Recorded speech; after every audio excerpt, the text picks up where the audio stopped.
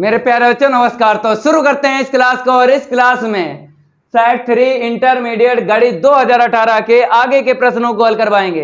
और पिछली क्लास में प्रश्न 1 से 5 तक कंप्लीट करवा चुके हैं। जिन बच्चों ने प्रश्न 1 से 5 तक कंप्लीट नहीं किए हैं, लिंक डिस्क्रिप्शन में मिल जाएगा, कंप्लीट कर लेना। और इस क्लास में सेट 3 कंप्लीट करवा देंगे। तो अभी तक आप लोगों ने इस वीडियो को लाइक नहीं किया है तो सबसे पहले सभी स्टूडेंट इस वीडियो को लाइक कर दें और इस वीडियो को ज्यादा से ज्यादा शेयर कर दें अपने फ्रेंड सर्किल में। तो इंतजार खत्म हुआ, उड़ाते हैं 1 बाय 1 प्रश्नों का गर्दा। तो आपको यहाँ पे दिख रहा होगा प्रश्न 6 का। मेरे प्यारे बच्चों ये प्रश्न रिपीट हुआ है। कहाँ पे हो चुका है देख लो, 2020 का दूसरा सेट है। सेट कोड है 324XB। प्रश्न बताया गया है 4 का घा है। तो इसको आप लोग कर लेना है, दोबारा इसका गर्दा उड़ा देना है। पिछली कई क्लास में हम आपको बता चुके हैं, आपको कुछ नहीं करना है, रोज 1 या 1.5 घंटा आपको प्रैक्टिस करना है। जो यहाँ पे हम प्रश्न हल करवा रहे हैं 2020 के 7 सेट कंप्लीट करवा चुके हैं, 2019 के 7 सेट कंप्लीट करवा चुके हैं और 2018 के सेट हम कंप्लीट करवा रहे हैं। एक सेट कंप्लीट हो गया, दूसरा भी हो गया, यहाँ पर आपको तीसरा दिख रहा है, ये भी इस क्लास में हम कंप्लीट करवा देंगे। आपको इन्हीं प्रश्नों की प्रैक्टिस करना है। यहाँ से नहीं आएगा तो फिर कहाँ से आएगा, यहीं से आएगा। अगला प्रश्न देख लो, यहाँ पर बताया गया है अनिश्चित समाकलन का मान ज्ञात कीजिए। पहले यहाँ पे लिख देते हैं, फिर बताते हैं कैसे मान ज्ञात करोगे। 6 का खा का हल आई के बराबर आपको लिख लेना है। अंश में बताया है cos x और हर में बताया गया है 3 + cos स्क्वायर x रूट में। मेरे प्यारे बच्चों इस फलन का आपको समाकलन करना है। आपको कैसे करना है, आपने प्रश्नावली 7.4 कंप्लीट की है, आपने फार्मूले याद किए हैं। रूट में कितने होते हैं, 3 होते हैं। देख लो 1/x² - a² dx होता है बराबर log mod x plus root में वही लिखना है जिसका आप समाकलन कर रहे हो। द्विघात फलन है तो x² - का a² और प्लस का c। दूसरा फार्मूला देख लो यहाँ पे 1/a² - x² dx। ये फार्मूला होता है साइन इनवर्स x/a प्लस का c। एक फार्मूला और देख लो यहाँ पे थर्ड 1/a² + x²। मेरे प्यारे बच्चों प्लस में जो है लॉग में ही फार्मूला होता है x plus root of a² plus x² plus c। ये 3 फार्मूले आपने याद किए थे प्रश्नावली 7.4 में। आपको इसमें से एक फार्मूला यहाँ पे यूज करना है। अब कौन सा होगा वो तो हम आपको बाद में बताएंगे। पहले आपको यहाँ पे देखना है, अंश में देखना है। अंश में जो भी है वो अचर है। अगर आपको फार्मूला लगाना है प्रश्नावली 7.4 का तो अंश में आपको अचर बनाना है। जैसे यहाँ पर अचर है, यहाँ पर अचर है, यहाँ पर अचर है, तो यहाँ पर क्या है cos x है, मतलब चर है। तो अंश में आपको अचर बनाना है, तब उसके बाद इनमें से कोई सा एक फार्मूला लग जाएगा। अब अचर कैसे बनाओगे, आपने प्रश्नावली 7.2 कंप्लीट की। प्रश्नावली 7.2 में प्रतिस्थापन विधि यही पढ़ रखी है। तो प्रतिस्थापन विधि से क्या होता है, फलन को t माना जाता है। फलन को t माना जाता है, तुरंत ही यहां पर अचर बन जाएगा। अंश में cos है तो रूट में साइन होना चाहिए। अगर साइन को हम t मानेंगे तो ये ऊपर जो cos है ये मैच हो जाएगा। तो हम क्या करेंगे, रूट में हमको साइन बना लेना है। ठीक है, इतना आपको समझ में आ गया होगा। तो i बराबर अंश में cos x और रूट में आपको लिखना है 3 + cos स्क्वायर x, लिख देना है 1 - का साइन स्क्वायर x और dx। ठीक है, ये रफ कर देते हैं। ये रीजन है, हमने आपको बताया है बगैर रीजन के सवाल ना लगाया करो, क्योंकि उसको बोलते हैं रटना। अगर आप उठाया लगाया उसको रटना बोलते हैं। बगैर रीजन के सवाल ना लगाया करो, रीजन पहले पता हो उसके बाद सवाल लगाओ। कभी भी रटना नहीं पड़ेगा आपको, ये मेरा आपसे वादा है। और गणित में आ जाएंगे आपके 100 में से 100। जैसे हम यहाँ पे आपको समझा रहे हैं, ये सब आपने पढ़ा है, लेकिन क्या है, दिमाग में नहीं है दिमाग में, लेकिन भूल जाते हो। तो आपको क्या करना है, बार बार प्रैक्टिस करना है। बार बार प्रैक्टिस करोगे, फार्मूले याद करोगे तो दिमाग में रहेंगे, दिमाग से नहीं निकलेंगे। ठीक है, तो इसको हम रफ कर देते हैं।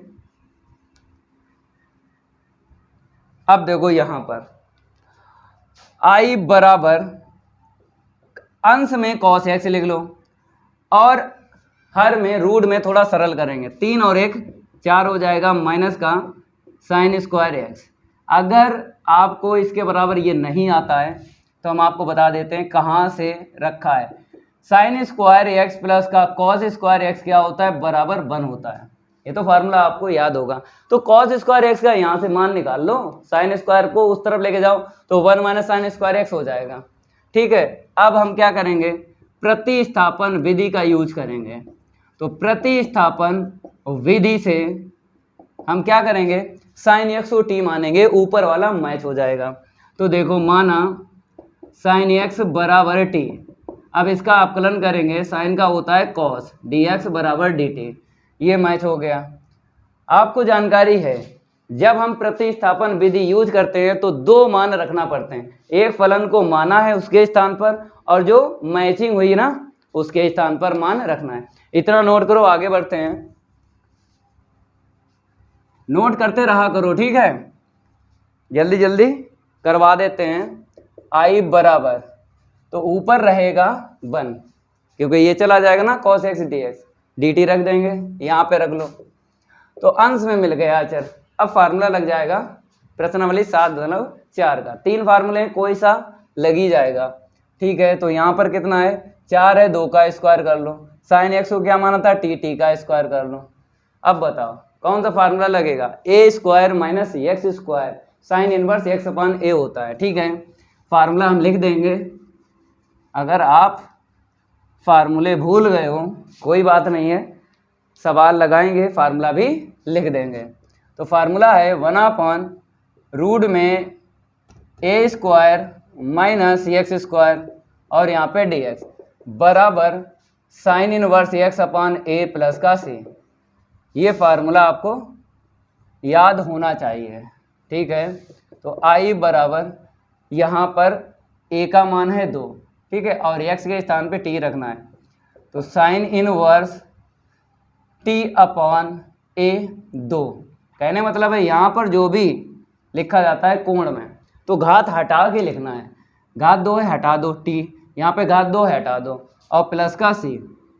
अब आपने टी किसे माना था, साइन को माना था, ठीक है, रख दो वापस, तो साइन इनवर्स साइन एक्स बटे 2 प्लस का सी। ठीक है, ये कंप्लीट हो गया। अब अगले प्रश्न की ये बारी नहीं करेंगे, उसके साथ कोई आ रही, इतना नोट कर लो जल्दी। चलो इसको हम रफ कर देते हैं, थोड़ा रेविड फाइल ले लेते हैं इसको। अब आपको यहाँ पे नंबर चेंज कर लेना है, कौन सा है, गा। तो मेरे प्यारे बच्चों यहाँ पर लिखा है अवकल समीकरण, इतने को हल कीजिए। बताओ ये प्रश्न किस पाठ से लिया गया है, पाठ 9 से लिया गया अवकल समीकरण। और ये जो है प्रश्न किस पाठ से लिया गया बताइए, पाठ 7 समाकलन से। ठीक है, नाम भी बताते रहेंगे कि कौन सा प्रश्न किस पाठ से लिया गया। अगर पहला प्रश्न यहाँ पे है, ये किस पाठ से लिया गया, पाठ 4 से लिया गया, 6.5 से। ये भी जानकारी होना चाहिए भैया, अगर गणित में 100 में से 100 चाहिए हैं तो सब कुछ पता हो भाई, सब कुछ पता हो। ठीक है, तो यहाँ पर आपको ये अवकल समीकरण लिख लेना है और इसी को हल करेंगे। तो यहाँ पे लिख देते हैं अवकल समीकरण। यहाँ पर क्या बताया गया है, पहला पद है x square minus 1 d Y upon D x, दूसरा पद है 2xy बराबर 2 अपॉन एक्स स्क्वायर माइनस 1। अब यहाँ पर आपको करना क्या है, चेक करना है विधि, कौन सी विधि यहाँ पर यूज होगी। पहली विधि है चरों को पृथक करने की विधि, पहली क्या है, चरों को पृथक करने की विधि। दूसरी क्या है, समघातीय अवकल समीकरण। तीसरी विधि है रैखिक अवकल समीकरण। तो मेरे प्यारे बच्चों यहाँ पर आपको दिख रहा होगा बनी बनाई मिल गई है रैखिक अवकल समीकरण। देखो हम आपको बताते हैं, जैसे dy upon D x plus का पी वाई बराबर क्यू। देखो बनी बनाई मिल गई तो चेक नहीं करेंगे, डायरेक्ट ही पता लग जाता है कौन सी विधि यहाँ पे यूज होगी। अब बात करेंगे नंबर 2, जैसे ये नंबर है, अब नंबर 2 ऊपर लिख देते हैं प्लस का पी एक्स बराबर क्यू। ठीक है, तो मेरे प्यारे बच्चों ये जो दो विधि हैं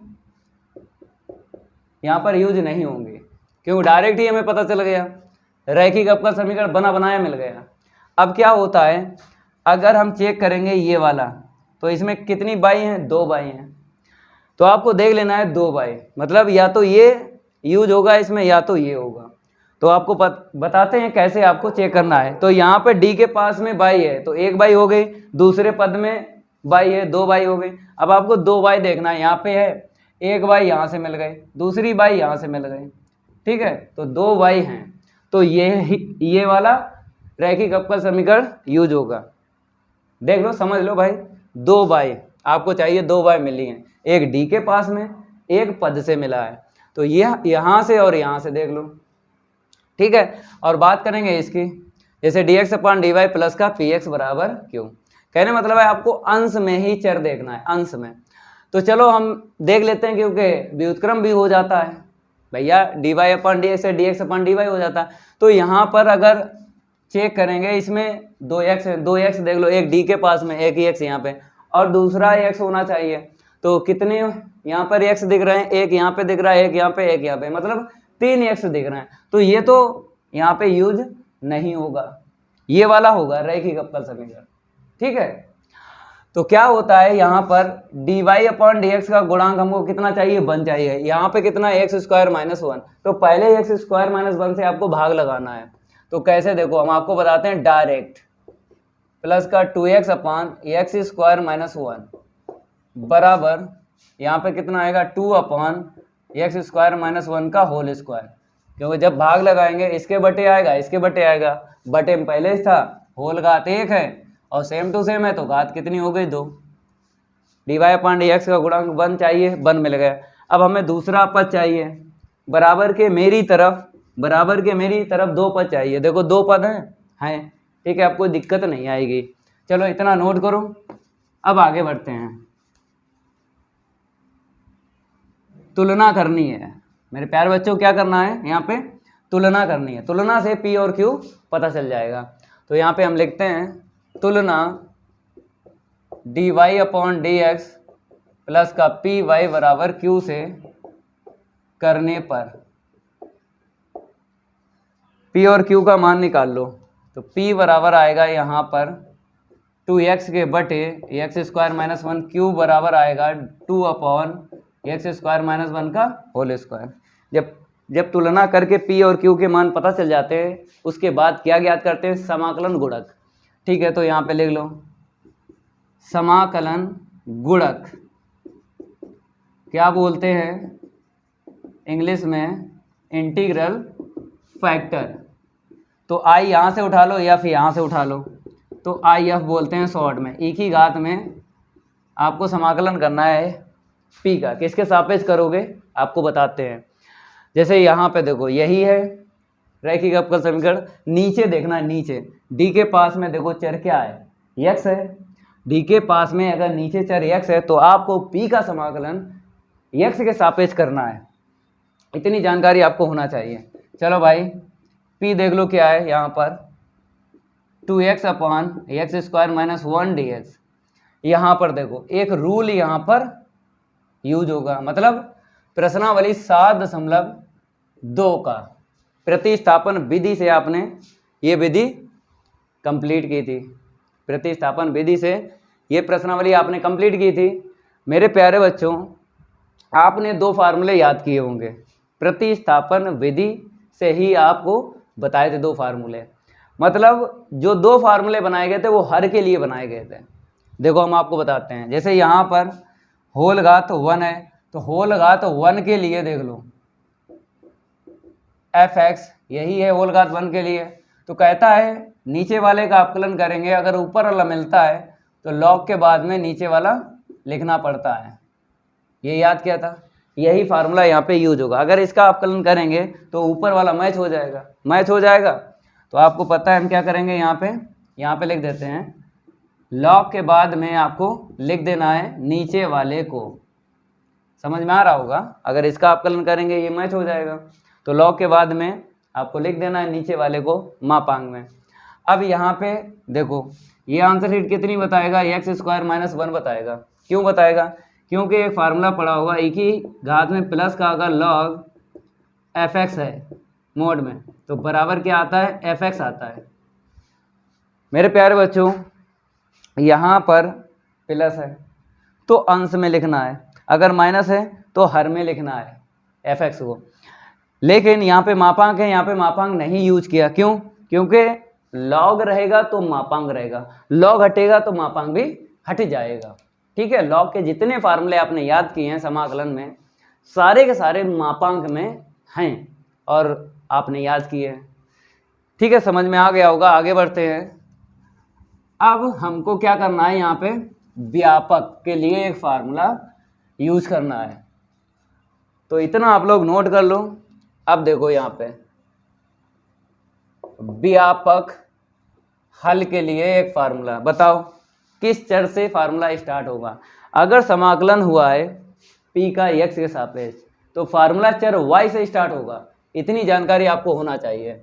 YIF बराबर QIF और यहाँ पर dx।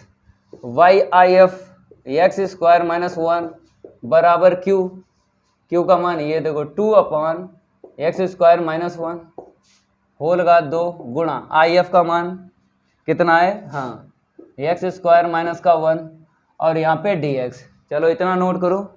अब आगे बढ़ते हैं, रफ कर देते हैं इसको। इतना आपने नोट कर लिया होगा। अब देखो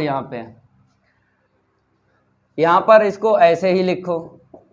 यहाँ पे देखो ये एक घात इससे कट जाएगी, 2 आगे करके और यहाँ पर फार्मूला बन जाएगा। कौन सा बनेगा, प्रश्नावली 7.4 में 3 फार्मूले आपने याद किए थे, रूट में याद किए थे, बगैर रूट में याद किए थे। तो बगैर रूट का है जे।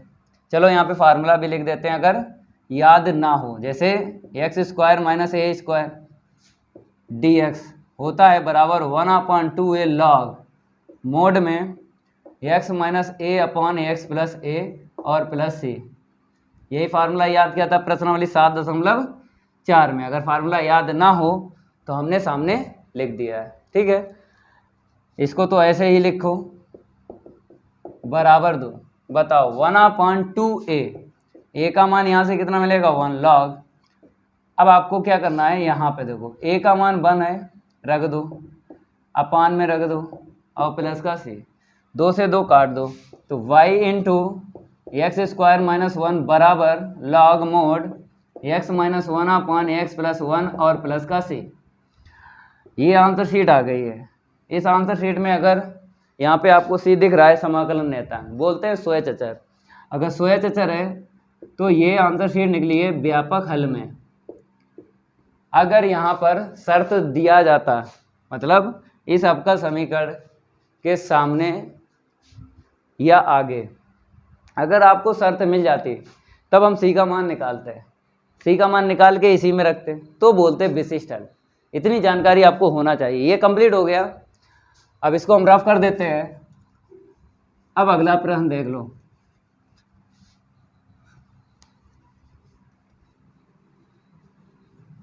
नंबर आपको चेंज कर लेना है, जो भी नंबर है।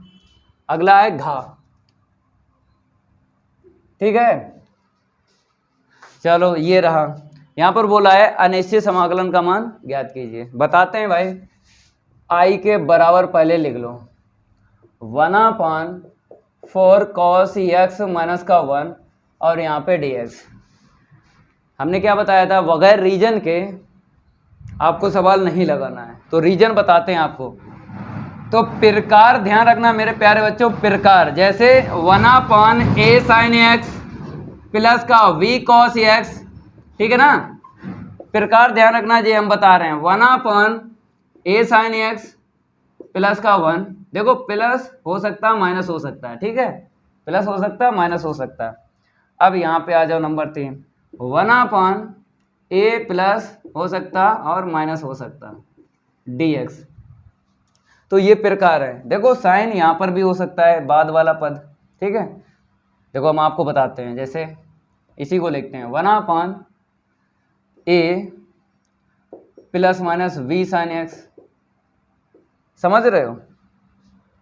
जैसे यहाँ पे 1 है, हम तो यहाँ पे चलो b लिख देते हैं, चाहे 1 होता कोई दिक्कत नहीं होती, क्योंकि a और b किसमें बिलोंग करेंगे, a और b धनात्मक पूर्णांक या ऋणात्मक पूर्णांक। तो यहाँ पर हमने प्लस माइनस पहले ही ले लिया, तो धनात्मक पूर्णांक में बिलोंग करेंगे, ठीक है। हमेशा यहाँ पे संख्या पूर्ण ही मिलेगी, 3 4 5 6 ऐसे करके मिलेगी। तो ये प्रकार हैं, इनको तैयार रखना है, इसी से ये बना है।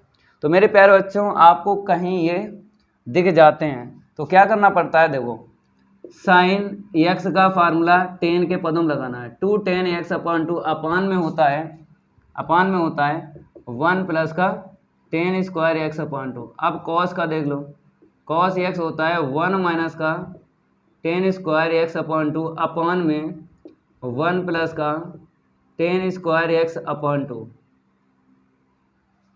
कहने मतलब है आपको इस प्रकार का प्रश्न मिलता है तो साइन x का फार्मूला टेन के पदों में, कॉस x का फार्मूला आपको टेन के पदों में लगाना है। इतना काम करना है। इतना काम करने के बाद फिर हम आपको आगे बता रहे हैं, पहले ही बता देते हैं, आपको समझ लेना है। इसके बाद फार्मूला लगेगा यहाँ पे ये वाला, फिर क्या करना है, लघुत्तम लेना है। लघुत्तम कितना मिलेगा, 1 प्लस tan स्क्वायर x/2। ये ऊपर चला जाएगा, ये बन जाएगा सेक स्क्वायर, बनेगा ना सेक स्क्वायर। नीचे जो भी रहेगा वो टेन के पदों में, टेन को मानेंगे t और ऊपर वाला सेक स्क्वायर मैच हो जाएगा। फिर तुरंत ही 7.4 का फार्मूला यूज करेंगे। 3 होते हैं रूट में, 3 होते हैं बगैर रूट में, तो बगैर रूट का यहाँ पे मिला है। तो 3 फार्मूले होते हैं जिनमें से एक फार्मूला लग जाएगा। ये है रीजन। अब लगवाते हैं, आपने समझ लिया होगा, ठीक है। बगैर रीजन के, हमने आपको बताया बगैर रीजन के सवाल ना लगाओ, रीजन आपको आता हो तभी प्रश्न का गर्दा उड़ता है। इसको हम रफ कर देते हैं, अब उड़वाते हैं इसका गर्दा। तो यहां पर करना क्या है, हमने क्या बताया था, फार्मूला cos x बराबर होता है 1 माइनस का tan स्क्वायर x/2 अपान में 1 plus tan square x/2। Marker change कर लेते हैं, i बराबर आपको लिख लेना है 1/4 इंटू में 1 माइनस tan स्क्वायर x/2 अपान में 1 प्लस का tan स्क्वायर x/2 और माइनस का 1 dx। रखने के बाद लघुत्तम आपको लेना है, क्या लेना, लघुत्तम। तो i बराबर 1/, यहाँ पे मिला 1 प्लस का tan स्क्वायर x/2, तो गुणा उड़ा कर दो, 4 माइनस का 4 tan स्क्वायर x/2, 4 का इसमें गुणा कर दिया, इसका इसमें होगा, माइनस से भी साथ में कर दो, दोनों पद माइनस के हो जाएंगे ना, ठीक है। अब मेरे प्यारे बच्चों इसे ऊपर लेके चलो, तो i बराबर कितना आएगा, 1 प्लस का tan स्क्वायर x/2, हमने क्या लिखा अंश में, tan स्क्वायर x/2 अपान में 4 है, यहाँ पर 1 है, ये प्लस ये माइनस घटेगा, 3 आया।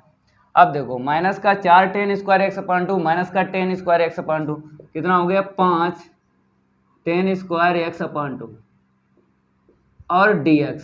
मेरे प्यारे बच्चों हमने क्या बताया था, लघुत्तम लेना है, लघुत्तम के बाद में इसको ऊपर लेके जाएंगे, यहाँ पे सेक स्क्वायर बना लेना, फिर नीचे tan को मान लेंगे t। इसको हम रफ कर देते हैं और आगे बढ़ते हैं, नोट करते रहा करो, ठीक है। i बराबर अंश में लिख लेना है सेक स्क्वायर x/2 अपान में 3 माइनस, मेरे प्यारे बच्चों जैसे यहाँ पे 3 है, हमने क्या कर लिया रूट लेके स्क्वायर बना दिया, क्योंकि प्रश्नावली 7.4 का फार्मूला लगेगा, बाद में लगेगा। पहले अंश में अचर आपको बनाना है। जितने फार्मूले याद किए थे अंश में अचर मिला था, तो पहले अचर बनाएंगे, प्रतिस्थापन विधि का यूज करेंगे। 10 को मानेंगे टी, ऊपर वाला मैच हो जाएगा। इसको कैसे लिखोगे, √5 10x/2 ऐसे करके लिख लो, ठीक है। मतलब 5 है, तो इसका ऐसा कोई नंबर नहीं है जिसका स्क्वायर करें 5 मिल जाए, नहीं है, तो आपको रूट ले लेना है, ठीक है। अब प्रतिस्थापन विधि का यूज करेंगे। प्रतिस्थापन विधि से हमको क्या करना है, टी मानना है। मान लो, माना √5 10x/2 को टी मान लो, मान लिया, ठीक है। अब आप कलन करो, तो 10 का क्या होगा, सेक स्क्वायर, फिर इसका दोबारा करेंगे, क्या निकलेगा, 1/2 आगे लिख लो, इस तरफ dx बराबर में dt। अब देखो हमको ये मैच हो गया ना, ठीक है। अब आगे बढ़ते हैं।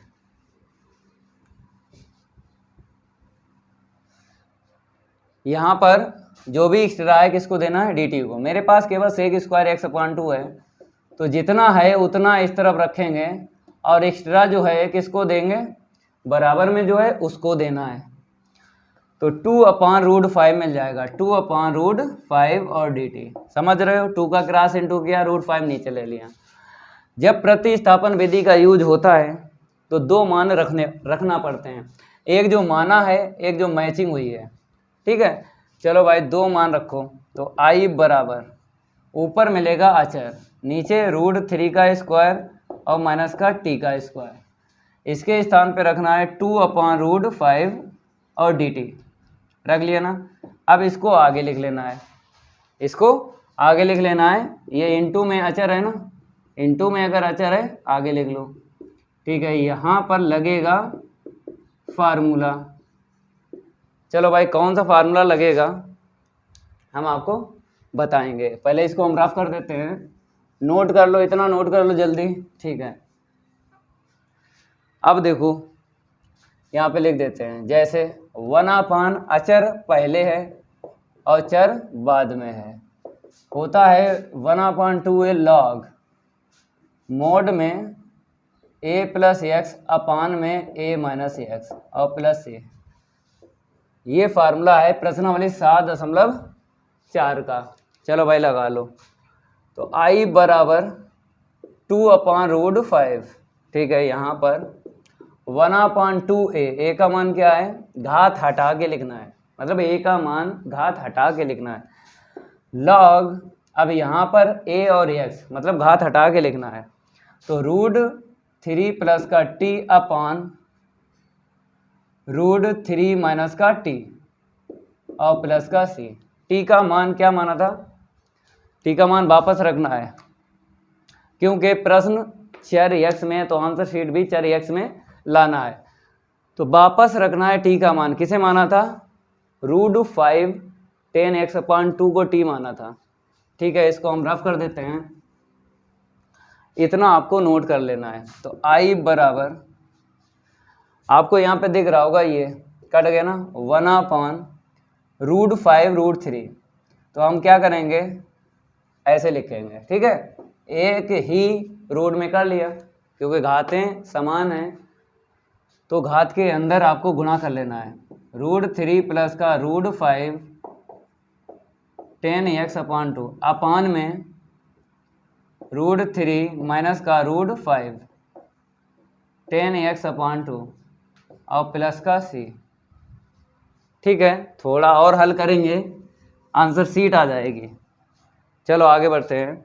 तो i बराबर 1/रूट में 15 मिलेगा और लॉग में √3 प्लस का √5 10x/2 अपान में √3 माइनस का √5 10x/2 प्लस का c। नोट कर लो, ये कंप्लीट हो गया। अब अगले प्रश्न की है बारी, नहीं करेंगे उसके साथ कोई यारी, थोड़ा रैपिड फायर ले लेते हैं इसको। चलो भाई, रफ हो गया। अब अगला नंबर देख लो क्या दिया है और क्या हमसे मांगा गया है। यहाँ पे हम डाल देते हैं अड़ा। ठीक है, यहाँ पर बोला गया है आलेखीय विधि से निम्न रैखिक समस्या इतने इतने से इतना का महत्तम मान। तो मेरे प्यारे बच्चों, महत्तम का मतलब क्या होता है? अधिकतम। तो ये प्रश्न पाठ 12 से लिया गया है, रैखिक प्रोग्रामन से। तो ये प्रश्न 100% आता है। तो चलो इसको लगवा देते हैं। सबसे पहले प्रश्न में क्या देखना होता है? अधिकतम या फिर न्यूनतम। तो यहाँ पर लिखा है महत्तम। महत्तम जो लिखा है वही आपको लिखना है। वैसे भी आपको पता है महत्तम को बोलते हैं अधिकतम। ठीक है, महत्तम जेड लिख लो। यहाँ पे क्या बताया गया है? 10x प्लस का 6y। ठीक है, इतना लिखने के बाद अब आपको क्या लिखना है? अवरोध।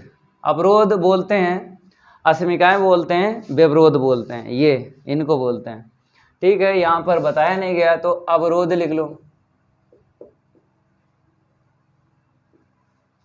तो पहला यहाँ पे देख लो, x plus y less than equal 12, फिर 2x प्लस का y लेस देन इक्वल 20। तो x plus y less than equal 12, 2x plus y less than equal 20, x greater than equal 0, y greater than equal 0। ठीक है, इतना लिखने के बाद में आपको पता है क्या लिखा जाता है? डेटा लिखने के बाद में अस्मिकाओं को समीकरण के रूप में लिखने पर। इतनी जानकारी है, जब हमने पार्ट 12 कंप्लीट करवाया, आपको जानकारी है तो ठीक है। तो यहाँ पे लिख लो, अस्मिकाओं को समीकरण के रूप में लिखने पर। ठीक है ना? चलो भाई, यहाँ पे लेस है, हटा दो। तो x प्लस वाई बराबर इतना। ठीक है, यहाँ पे समीकरण लिखा है तो समीकरण का मतलब होता है बराबर आपको यूज करना है। अब आपको इसके बाद अंताखंड बनाना है, x अपॉन ए प्लस वाई अपॉन बी बराबर 1। अंताखंड बनाना है, बराबर क्या चाहिए? 1। यहाँ पे क्या है? 12। 12 नीचे उतार लो, तो x प्लस का y बराबर 1। ठीक है, इतना नोट करो। अब थोड़ा सा इस तरफ जो है करवाते हैं इसको हल। थोड़ा रैपिड फायर इसको ले लेते हैं। ये लो, ये भी हटा दें क्योंकि ये तो हो चुका है भाई। चलो यहाँ पे आ जाइए। तो कितना मिला? x के अपान 12 मिला, y के अपान 12 मिला, बराबर 1। ये कैसे प्राप्त किया आपको पता है? हमने x के बटे 12 लिख दिया, y के बटे 12 लिख दिया, क्योंकि हमें बीच में प्लस चाहिए। जैसा काम इसके लिए किया है वैसे ही काम इसके लिए करना है। तो 2x प्लस का y इक्वल 20 है, नीचे ले आते हैं, ये लो, बराबर 1। अब यहाँ पर क्या करना है? 20 जो है इसके बटे लिखना है, फिर 20 जो है y के बटे लिखना है। कैंसिल कर लो, तो x के बटे 10, y के बटे 20 बराबर 1। ये नंबर आपको 2 डालना है। ठीक है, अब देखो यहाँ पर x greater than equal 0, greater हटा के बराबर यूज करना है। तो x बराबर 0, इसे नंबर 3 डालना है। जैसा काम इसके साथ हुआ वैसे ही काम इसके साथ करना है।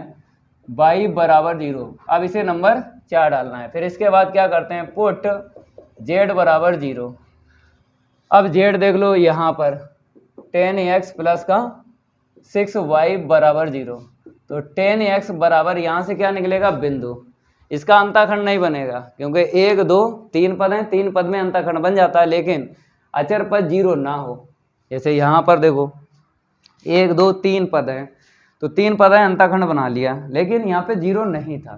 0 के अलावा अचर होना चाहिए तभी अंताखंड बनता है। यहाँ पे 0 है बराबर में, जब 0 है बराबर में तब आपको बिंदु निकालना है, इतना ध्यान रखना है। तो x के बटे y बराबर माइनस का 6 बटे 10, 2 3 6 2 5 10, तो x कामा y आ गया। ठीक है ना, माइनस 6 बटे 10 किया, फिर हमने 2 से काट लिया, 2 3 6 2 5 10। ठीक है, उतना समझ में आ गया। चलो अब इस तरफ हम क्या करेंगे? डायग्राम बनवाएंगे। मेरे प्यारे बच्चों, रफ हो गया। अब आपको स्केल निकालना है, ऊर्ध्वाधर रेखा खींचनी है और क्षैतिज रेखा खींचनी है। ये हमने ऊर्ध्वाधर रेखा खींच ली है। ठीक है, बैठ के क्षैतिज रेखा खींचेंगे। थोड़ा और ले लेते हैं इसको, यहाँ पे डायग्राम आपको समझ लेना है। डायग्राम आपके समझ में आ गया ना, तो पूरे ही नंबर मिलेंगे, एक भी नंबर नहीं कटेगा। यहाँ पे डाल देना है बाई एच, इसका अपोजिट यहाँ पे वाई डैश और इसका यहाँ पे एक्स डैश। ठीक है, अब इसके बाद में क्या करना है, अंतराल लेना है। अपने पास से नहीं लेते हैं अंतराल, अंताखंड से लिए जाते हैं। तो एक्स के बटे देख लो यहाँ पर और वहाँ पर, तो एक्स के बटे यहाँ पे 12 मिला, प्लस का यहाँ पे 10 मिला, अधिकतम कितना मिला 12। तो धनात्मक एक्स अक्ष पे आपको 12 लाइनें कर लेना है। तो मेरे प्यारे बच्चों, ग्राफ पे 12 लाइनें नहीं मिल पाएंगी, तो आपको 2 से लेना है, 2 से अंतराल। और आप लोग ये डायग्राम ग्राफ पे बनाना है। बहुत से बच्चे कमेंट कर रहे थे कि सर पेपर में ग्राफ मिलेगा या नहीं मिलेगा। देखो, अगर ग्राफ ना मिले तब आपको टीचर से मांग लेना है। जिस टीचर की क्लासरूम में ड्यूटी है उसी से कहना है कि सर पाठ 12 रैखिक प्रोग्रामन से प्रश्न आया है, तो हमको चाहिए है ग्राफ, तो देगा आके, आराम से बना लेना। ठीक है, तो 2 से अंतराल हम लेंगे। कितनी लाइनें करना पड़ेंगी, इसमें भाग दे दो 12 में 2 का 6, तो 6 लाइनें कर लो। तो 1 2 3 4 5 6। अब बाई के अपान आपको देख लेना है, यहाँ पे 12 है और यहाँ पे 20 है, तो अधिकतम हमें धनात्मक मिला है 20। तो ठीक है, बाई एच पे कितनी लाइनें करना है, 2 से अगर अंतराल चाहिए तो 20 में 2 का भाग लगा दो, तो 10 लाइनें आपको कर लेना है। 1 2 3 4 5 6 7, फिर 8, फिर 9, फिर 10। ठीक है ना। अब इसके बाद करना क्या है, अंताखंड आपको खींचना है, ये वाला एक्स के नीचे 12 है और बाई के नीचे 12 है। तो ठीक है, कितनी लाइनें आपको गिनना है, 6, 1 2 3 4 5 6, 2 छंग 12, तो 12,0 यहाँ पे मिल जाएगा। मार्कर चेंज कर लेते हैं, तो भाई ये नहीं चल रहा है, दूसरा चलेगा। अब बाई के नीचे 12 है, कितनी लाइनें देखना है, धनात्मक बाई एच पे 6, 1 2 3 4 5 6, तो 0,12। ठीक है ना। एक्स अक्ष पे बाई का मान 0 होता है और बाई अक्ष पे एक्स का मान 0 होता है। तो 1 2 3 4 5 6, ठीक है, 2 बिंदुओं से एक रेखा खींचना है, पहला अंतःखंड खींच जाएगा। तो देख लो, ये नंबरिंग करते रहना, नंबर 1 हो गया। अब देखो यहाँ पे दूसरा अंतःखंड देखो, एक्स से नीचे 10 है, कहाँ पे मिलेगा 10, कितनी लाइनें गिनना है, 2 का भाग लगा दो, 5 लाइनें, 1 2 3 4 5, तो यहाँ पे मिल जाएगा 10,0। ठीक है। अब यहाँ पे देखो बाई के नीचे 20 है, लास्ट में मिलेगा ना 10 लाइनें, 10 दूनी 20, 2 बिंदुओं से एक रेखा आपको खींचना है मेरे प्यारे बच्चों, 2 बिंदुओं से एक रेखा खींचना है। ये लो खिंच गई, नंबरिंग करते रहना, नंबर 2 डाल दो इसे। ठीक है। अब x बराबर 0 ये कहाँ पे मिले, बाई एच पे मिल जाएगी। तो नंबर 3 आपको कहाँ डालना है, चलो यहाँ पे हम नंबर 3 डाल देते हैं। ठीक है। अब इसके बाद में आपको यहाँ पर देखना है, जैसे यहाँ पे आपको समझ में आ रहा होगा नंबर 3 क्यों डाला है, क्योंकि x बराबर 0 बाई एच पे ही मिलेगा। अब बाई बराबर 0 कहाँ पे मिलेगी, x एच पे, तो इसे नंबर 4 डाल दो। अब आपको तीर लगाना है, क्या लगाना मेरे प्यारे बच्चों, तीर लगाना है, लेकिन उससे पहले अगर डब्बा बना लो। ठीक है, डब्बा इससे बनेगा -3,5, तो x का मान -3 है और y का मान 5 है, तो 3 ले लो इस तरफ। देखो मेरे प्यारे बच्चों, बिंदु के लिए आप चाहो अंतराल अलग ले लो, क्योंकि उसका अलग सिस्टम है। जैसे यहाँ पे अंतराल 2 से लिया है, जब बिंदु की बात करेंगे तो आपको 1 2 3 करके ही गिनना है, 1 2 3 करके ही गिनना है। अगर इस अंतराल का यूज करोगे तो डब्बा चाहे बड़ा बनाओ चाहे छोटा बनाओ, आंसर शीट में अंतर नहीं पड़ेगा। तो डब्बा हम छोटा बनाएंगे, हम क्या करेंगे, इसी को ऐसे कर लेते हैं, इसको डिवाइड कर लेते हैं, और आंसर शीट किससे निकलेगी, आंसर शीट इसी से निकलेगी जिससे आपने अंतराल से, मतलब अंताखंड से अंतराल लिए हैं आंसर शीट उसी से निकलेगी, इतना ध्यान रखना है। चाहे आप बिंदु को 1 2 3 करके गिनो, उससे मतलब नहीं होता है। तो x का मान -3 है, तो यहाँ पे देखो 1 2 3, y का मान 5 है, 1 2 3 4 5 यहाँ पे मिल जाए। ठीक है, तो डब्बा बना लो, ये डब्बा बनेगा ऐसे करके।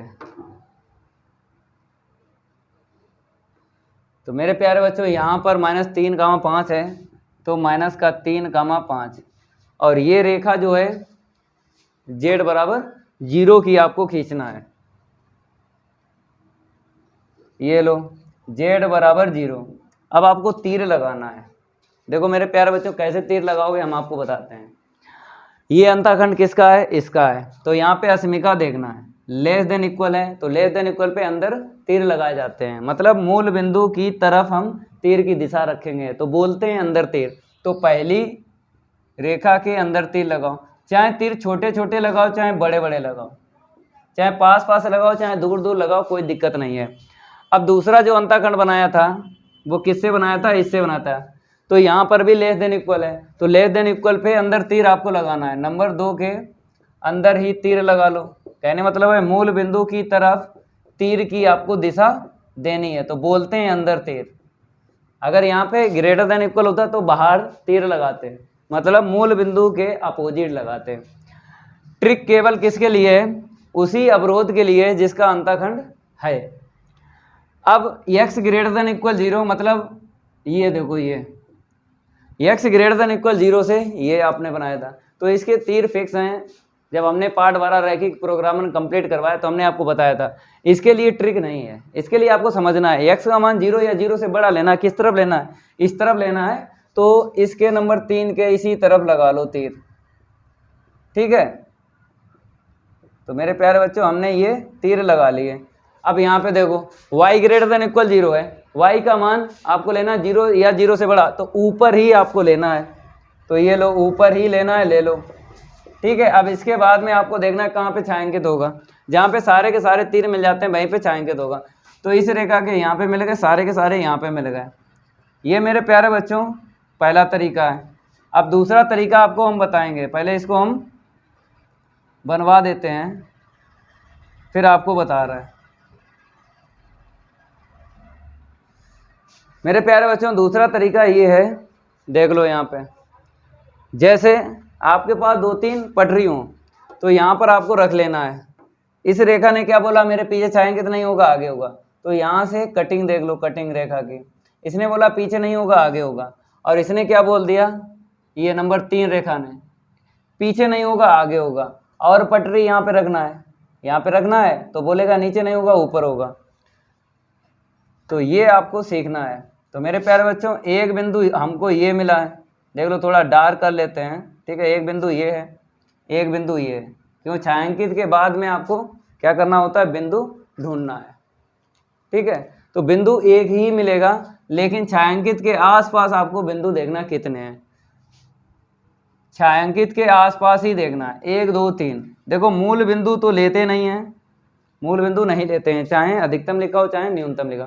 इन 3 बिंदु में से एक बिंदु आपको मिलेगा। पहले इसको हम रफ कर देते हैं, फिर बताते हैं कैसे आपको बिंदु ढूंढना है। चलो मेरे प्यारे बच्चों देखो, आपको पटरी निकालना है। ठीक है, आपको जेड वाली रेखा पर रखना है, जेड वाली रेखा पर रखना है। जो सबसे बाद में बिंदु मिलेगा वही होगा महत्तम बिंदु, जो सबसे बाद में मिलेगा। तो आगे खिसकाएंगे, देखो ये मिल गया, लेना नहीं है, फिर ये मिल गया, ये वाला लेना नहीं है, सबसे बाद में ये बिंदु मिला, यही लेना है। तो फिर देखो आगे रिपीट, हमने आगे बढ़ाया तो सबसे बाद में ये बिंदु मिला। ठीक है, तो समांतर रेखा खींचना है। मेरे प्यारे बच्चों समांतर रेखा इसलिए बता रहे हैं खींचना है, क्योंकि जेड की रेखा जो है पता लग जाएगा कि जेड की रेखा से ये कितनी दूरी पर है जो अधिकतम बिंदु है। तो समांतर रेखा हमने खींच ली है, देखो। ठीक है, समांतर रेखा से यही पता लग जाता है ये बिंदु कितनी दूरी पर है। चलो भाई, अब इस बिंदु से एक अक्ष पे देखना है लंब, हम यहाँ पे लंब डालेंगे। लेकिन आप जब डायग्राम बनाओगे ना ग्राफ पे, तो लकीरें आपको मिल जाएंगी, इसके नीचे जो भी मिले तो x का मान पता चल जाता है। तो देखो 1 2 3 4 5 6 जे वाले जो हैं यही देखना है। तो अगर हमने लंब डाला सीधा सीधा मिल जाएगा, देखो सीधा सीधा मिल रहा है, ठीक है। तो x का मान कितना मिला 2 4 6 8, क्योंकि 2 का अंतराल है तो हमको 8 मिल गया। अब इसी बिंदु से हम बाई एच पे लंब डालेंगे। तो मेरे प्यारे बच्चों ये हमने लंब डाला बाई एच पे, आपको दिख रहा होगा, ठीक है, अंतराल पे ही मिला है। तो 2 4, तो हमें बाई का मान कितना मिल गया, आपके समझ में आ रहा है जी, हमने डाला है। चलो भैया थोड़ा कम कर देते हैं, आपको समझाने के लिए डार्क करते हैं मेरे प्यारे बच्चों, आपको समझाने के लिए ये हम डार्क करते हैं। ये मार्कर सारे के सारे बेकार हो रहे हैं, ठीक है। तो हमें महत्तम बिंदु पता चल गया, यहाँ पे लिख दो महत्तम बिंदु 84। तो x का मान 8 और y का मान 4। महत्तम z का मान निकालना है। महत्तम z बराबर, यहाँ पे देखो क्या है मेरे पास 10x प्लस का 6y, रखो मान, x का मान 8 है, y का मान 4 है, तो 80 प्लस का 24, ठीक है। तो 4 8 2 10 104 उत्तर आया है। जल्दी नोट कर लो, अब रफ करेंगे और लास्ट वाला प्रश्न हल करवाएंगे। मेरे प्यारे बच्चों रफ हो गया, अब आपको अगला नंबर यहाँ पे डाल लेना है। कौन सा है, यहाँ पर क्या बताया गया है, दिखाइए कि रेखाएं पहली रेखा तथा दूसरी रेखा समतलीय हैं। आगे लिखा है इनका प्रतिच्छेद बिंदु भी ज्ञात कीजिए। तो मेरे प्यारे बच्चों पहले आपको सिद्ध करना है दोनों रेखाएं समतलीय हैं, फिर उसके बाद में आपको दोनों रेखाओं से प्रतिच्छेद बिंदु ज्ञात करना है। तो बताते हैं कि दो रेखाएं समतलीय आपको कैसे सिद्ध करना है। तो यहाँ पे देख लो, समतलीय के लिए फार्मूला है कार्तीय रूप में x2 minus x1 y2 minus y1 z2 minus z1 a1 v1 c1 a2 v2 c2। अगर इस साड़ी का मान आपने 0 निकाल दिया तब बोलेंगे ये दो रेखाएं क्या हैं, समतलीय हैं, ठीक है। सदिश रूप में देख लो, फार्मूला होता है vector a2 minus vector a1 dot v1 cross v2 बराबर 0। अगर आपने इसका मान 0 निकाल लिया तो बोलेंगे ये दो रेखाएं समतलीय हैं। अब मेरे प्यारे बच्चों फार्मूला आपको कौन सा लगाना है, कार्तीय रूप वाला लगाना है कि सदिश रूप वाला। अगर आपको रेखाएं सदिश रूप में दे दी गई हैं तब आपको सदिश रूप वाला फार्मूला यूज करना है। तो रेखाएं यहाँ पर और यहाँ पर दिख रहा है सदिश रूप में, ठीक है, तो हम यही फार्मूला यूज करेंगे। तो आपको यहाँ पे लिख लेना है रेखाओं के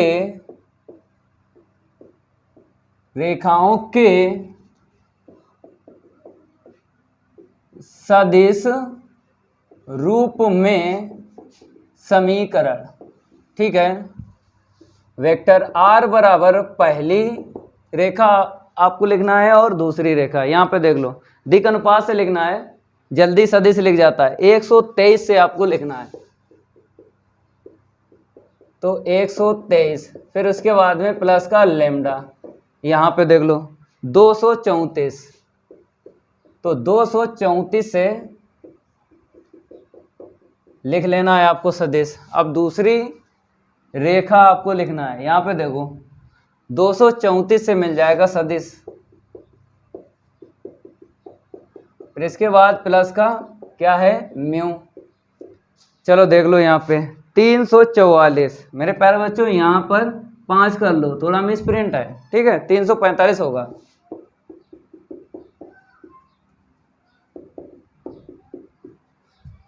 अब यहाँ पर आपको क्या करना है, वेक्टर A1 का मान, वेक्टर B1 का मान, वेक्टर A2 का मान, वेक्टर B2 का मान निकालना है, क्योंकि हमें ज़रूरत पड़ेगी। ठीक है, तो देखो कैसे निकालोगे। वेक्टर A1 का मान, वेक्टर B1 का मान, वेक्टर A2 का मान, वेक्टर V2 का मान। मेरे प्यारे बच्चों, थोड़ा इसको हम रफ करेंगे। अगर हम बात करें पहली रेखा की, तो यहाँ पर हम तुलना कर लेंगे।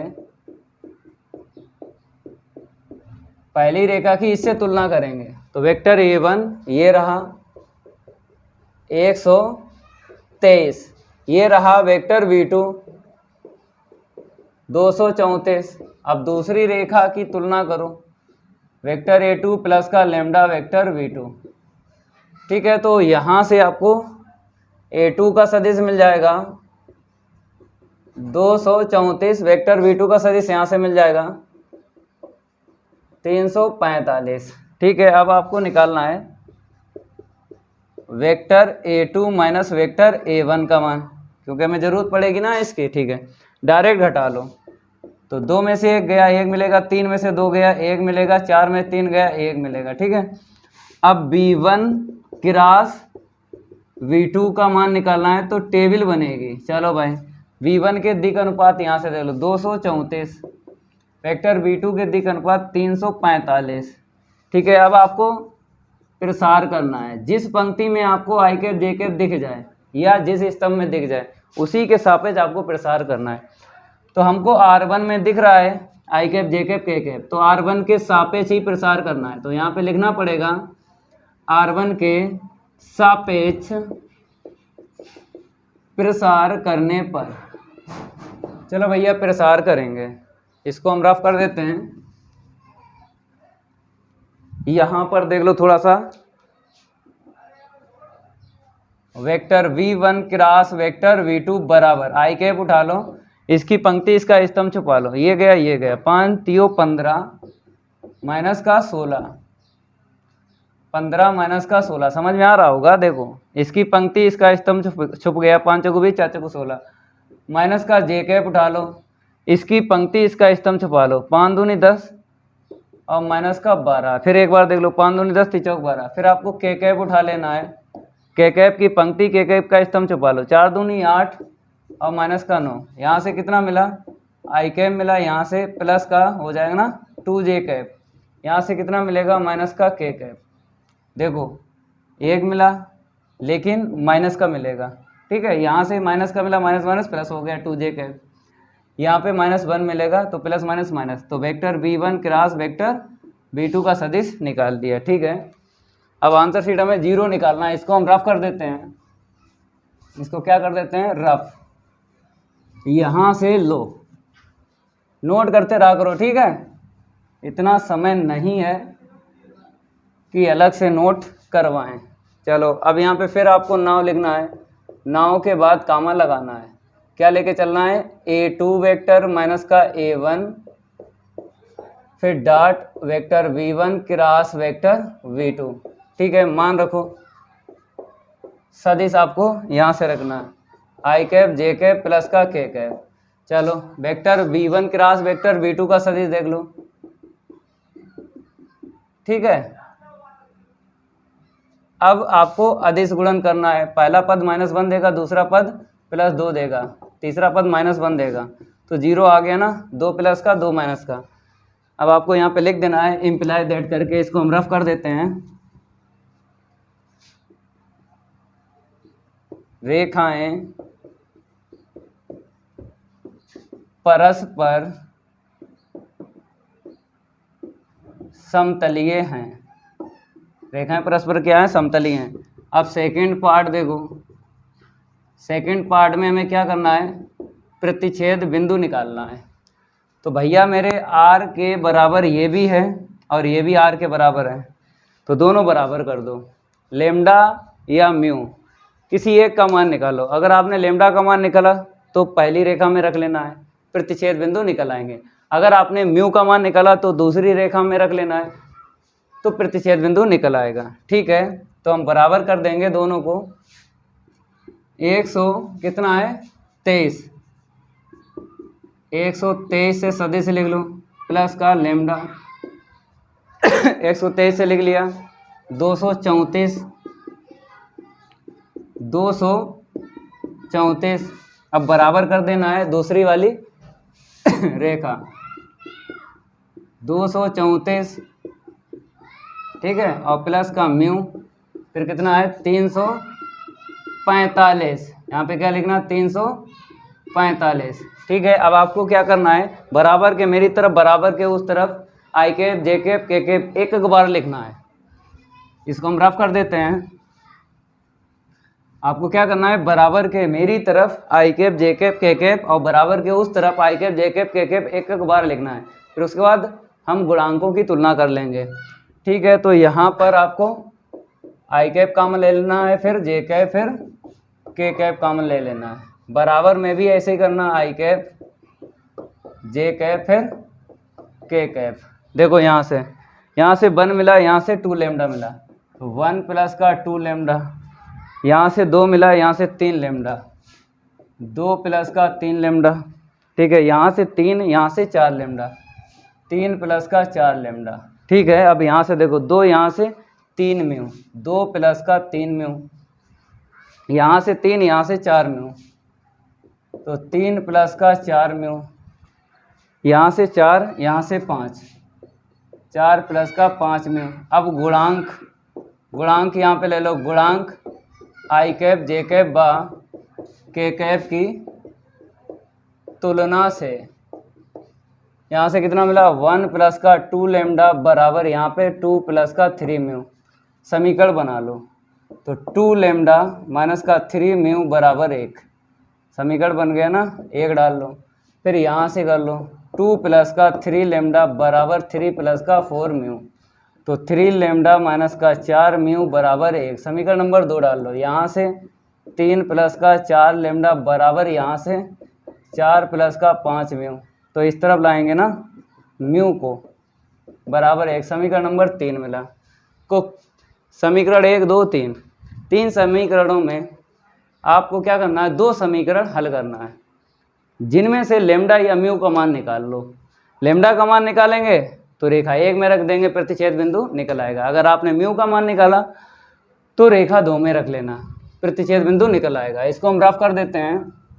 इतना तो आपने नोट कर लिया होगा। थोड़ा रेबिट फाइल ले लेते हैं, इसको रेबिट फाइल ले लेते हैं, ठीक है। अब आपको करना क्या है, समीकरण 1 व 2 से 1 2 को हल कर लो। क्या है 2 लेमडा माइनस का 3 म्यू बराबर 1। दूसरा समीकरण क्या 3 लेमडा माइनस का 4 म्यू बराबर 1। इसे नंबर 2 डाल लो, ठीक है भाई। लेमडा का मान निकाल लो, तो इसमें 4 का गुणा करना पड़ेगा, इसमें 3 का, और यहाँ पे क्या है माइनस माइनस है, तो क्या करना है घटाने पर चिन्ह चेंज हो जाएंगे। ये कट गए। 4 दूनी 8 लेमडा माइनस का 9 लेमडा बराबर 4 माइनस का 3, तो माइनस का लेमडा मिला बराबर 1, लेमडा बराबर माइनस का 1। अब म्यू का मान ना निकालो, लेमडा का निकाल लिया ना, पहली रेखा में रख लो, ठीक है। पहली रेखा वेक्टर r बराबर क्या है मेरे पास, चलो भाई यही तो है, यही उतार लो, बाद में काम में लेना पड़ेगा, ठीक है। तो हम वहीं से देख के लिख लेते हैं 2 प्लस का 3 लेमडा जे कैप प्लस 3 प्लस का 4 लेमडा के कैप। चलो रखो लेमडा का मान, तो 1 माइनस का 2 हो जाएगा, यहाँ पे रखो 2 माइनस का 3 हो जाएगा। अब यहाँ पे रखो 3 माइनस का 4 हो जाएगा ना, ठीक है। यहाँ से माइनस का ए कैप माइनस का जे कैप, वहाँ से माइनस का के कैप, तो वेक्टर r का सदिश पता चल गया। तो यहीं पे हम लिख देते हैं प्रतिच्छेद बिंदु। तो प्रतिच्छेद बिंदु यहाँ से दिगनपाल ले लो, -1 -1 -1। तो मेरे प्यारे बच्चों ये प्रश्न कंप्लीट हो गया। अब अगला प्रश्न हल करवाते हैं, जल्दी इतना नोट कर लो। अब आपको प्रश्न 7वें का देख लेना है। ये प्रश्न रिपीट हुआ है, कहाँ पे हो चुका है देख लो। 2020 का पहला सेट है, सेट कोड है 324 से। प्रश्न बताया गया है 5वें का गा। तो आप लोग इसको कर लेना है, रिपीट प्रश्न हुआ है, इसका गर्दा दोबारा उड़ा देना है। तो जय महाकाल, जल्दी लग जा सवाल, नहीं तो पेपर में हो जाएगा बवाल। पेपर में नहीं बवाल होगा, आपको रिपीट प्रश्न मिलना है। अगला प्रश्न देख लो, यहां पर बताया गया है फलन f(x) बराबर इतने के लिए अंतराल 2,5 बंद अंतराल में लैग्रेंज की प्रमेय का सत्यापन कीजिए। तो मेरे प्यारे बच्चों, आपको कथन याद होगा, लैग्रेंज की प्रमेय का आपको कथन याद होगा, क्योंकि कथन के रिलेटिव ही लिखा जाता है। कथन में 6 फलन लिखाए थे, अगर उनमें से ये फलन मिल जाता है तो डायरेक्ट ही आपको बता देना है कि ये जो फलन है सांतत्य है और अवकलनीय है। ठीक है, यहाँ पे डाल देते हैं पहले 7वें का खा का हल। ठीक है, लिख लो यहाँ पे, दिया गया फलन f(x) बराबर x माइनस का 2 इंटू में x माइनस का 3 इंटू में x माइनस 4, अंतराल लिख लो x बिलोंग्स टू 2,5। ठीक है ना। लैग्रेंज की माध्यमान प्रमेय में 2 शर्तें होती हैं। ठीक है, एक सांतत्य, एक अवकलनीयता। तो मेरे प्यारे बच्चों, पहले आपको देख लेना है ये जो फलन है, जो 6 फलन लिखाए थे उनमें से ये मिला है या नहीं। अगर मिल जाता है तो आपको डायरेक्ट ही बता देना है ये फलन सांतत्य है और अवकलनीय है। तो मेरे प्यारे बच्चों, क्या दिख रहा है आपको? बहुपद दिख रहा है। जब बहुपद दिख रहा है तो 6 फलन में बहुपद लिखाया था। तो यहाँ पर आपको क्या लिखना है, दिया गया फलन f(x) एक बहुपद फलन है। जब बहुपद फलन है तब आपको डायरेक्ट बता देना है ये जो फलन है सांतत्य है और अवकलनीय है। लिख लो, पहली शर्त यहाँ पे है f(x) बंद अंतराल 2,5 में सांतत्य है। ठीक है, दूसरी शर्त यहाँ पे लिख लो, f(x) खुला अंतराल, खुले अंतराल में अवकलनीय है। यहाँ पे मेरे प्यारे बच्चों चेक नहीं करेंगे क्योंकि ये बहुपद फलन है। तो बहुपद जो फलन होते हैं वो पहले से ही सांतत्य और अवकलनीय होते हैं। तो ठीक है, दोनों ही शर्तें यहाँ पे सत्यापित हैं। और एक बात याद रखना, जैसे f(x) बराबर जो ब्रैकेट में आपको दिख रहा है इसको ओपन ना करना है। मतलब ये क्लोज आपको दिख रहा है, इसको ओपन ना करो। क्यों ना करो? क्योंकि जब हम c का मान निकालते हैं तो हमें गुणनखंड में, यहाँ पे लिख देते हैं, जब हम c का मान निकालते हैं तब हम गुणनखंड में f(x) को बनाते हैं। मीन्स अवकलन जब करोगे ना f'(x), जो आंसर शीट निकलेगी उसका क्या करते हैं, गुणनखंड करते हैं। तो गुणनखंड में ही हमको f(x) मिल गया है, तो इसलिए इसको ओपन नहीं करेंगे, अवरोही क्रम में नहीं लिखेंगे, इतना ध्यान रखना है। ठीक है, आगे बढ़ते हैं। यहां पर आपको लिख देना है उपरोक्त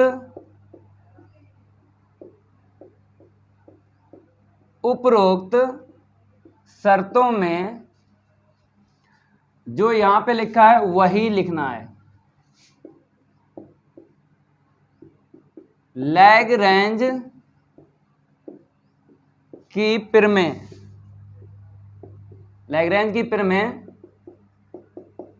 सत्यापित होती है। अब आपको c का मान निकालना है, क्योंकि जब प्रमेय सत्यापित होती है तो c का मान निकाला जाता है। तो c का मान निकालने के लिए एक फार्मूला है, देख लो, f(b) माइनस का f(a) अपान b माइनस का a। अब ये b और a का मान कहाँ से मिलेगा? जो छोटा मान मिलेगा वो a होता है, जो बड़ा मान होता है वो b होता है, इतना ध्यान रखना है। अब यहाँ पर af' c है ना, तो आपको इसका अवकलन करना है। कैसे करोगे हम आपको बताते हैं। आपको एफ एक्स बराबर लिख लेना है एक्स माइनस का 2, एक्स माइनस का 3, एक्स माइनस का 4। ठीक है, तो मेरे प्यारे बच्चों जब हम एक्स के सापेक्ष अवकलन करेंगे तो आपको पता है बराबर के इस तरफ डी अपॉन डी एक्स रखा जाता है, बराबर के उस तरफ डी अपॉन डी एक्स रखा जाता है। तो एक्स माइनस 2 इंटू में एक्स माइनस 3 इंटू में एक्स माइनस 4। अब यहाँ पर गिनो कितने पद हैं, गुणे में 1 2 3। तो आपको 2 को 1 मानना है क्योंकि हम गुणन नियम यहाँ पे यूज करेंगे फर्स्ट और सेकंड। तो मेरे प्यारे बच्चों हमने इसको क्या मान लिया फर्स्ट और इसको क्या मान लिया सेकंड। पहले आपको एफ डैश एक्स निकाल लेना है। आंसर सीट में क्या करना है, एफ डैश एक्स की एक्स के स्थान पर आपको सी रख देना है तो इसका मान निकल आएगा। उतना नोट करो। अब आगे बढ़ते हैं। यहाँ पर अभी ये खत्म नहीं हुआ है, ये आगे बढ़ेगा। चलो भाई आगे बढ़ो। तो बराबर के मेरी तरफ क्या हो जाएगा, एफ डैश एक्स हो जाएगा। अब आपको फर्स्ट को ऐसे ही रखना है, सेकंड का अवकलन करना है।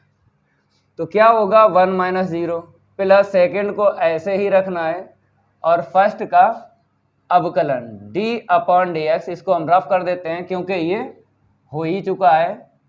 ये लो कपड़े से रफ करेंगे, ये लो कपड़े से हमने इसको रफ कर दिया, हो गया ना। ठीक है, तो फर्स्ट क्या है मेरे पास x माइनस का 2 और x माइनस का 3।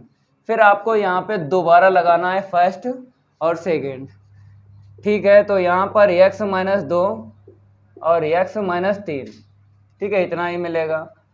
x माइनस 4 वहाँ पे देखो फर्स्ट को ऐसे ही रखेंगे, सेकंड का अवकलन x का 1 3 का 0 प्लस सेकंड को ऐसे ही रखेंगे, फर्स्ट का अवकलन x का 1 2 का 0। ठीक है, थोड़ा और हल करेंगे। ये चल रहा है एफ डैश एक्स के बराबर x माइनस का 2 इंटू में x माइनस का 3 प्लस का x माइनस का 4। ब्रैकेट में क्या मिला, x माइनस 2 यहाँ से मिला, यहाँ से मिला है x माइनस का 3। ठीक है, आगे बढ़ते हैं।